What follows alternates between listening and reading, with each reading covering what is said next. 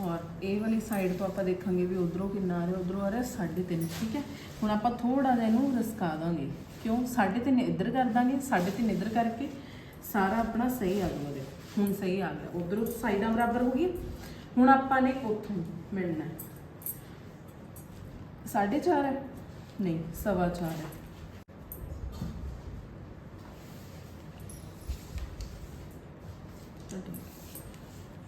हुण इत्थे आपां देखांगे कि 4.25 इधर है और इधरों भी अपना कितना होना चाहिए 4.25, थोड़ा जिहा उधर होगा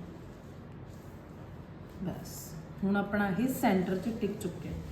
ठीक है, मार्किंग करनी है जस्ट ऐदां बस, कोई ज़्यादा मार्किंग नहीं करनी, जस्ट पॉइंट ही लाने ने आपां ने।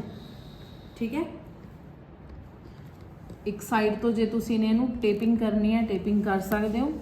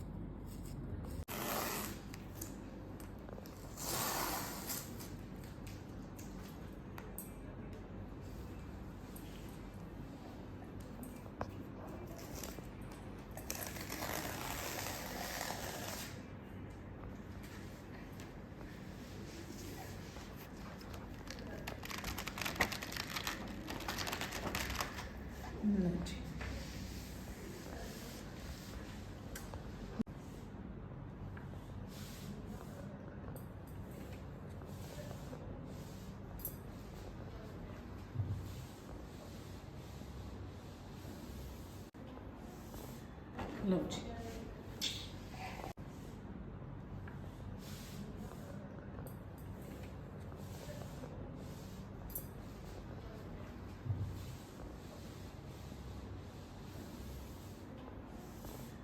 लो जी।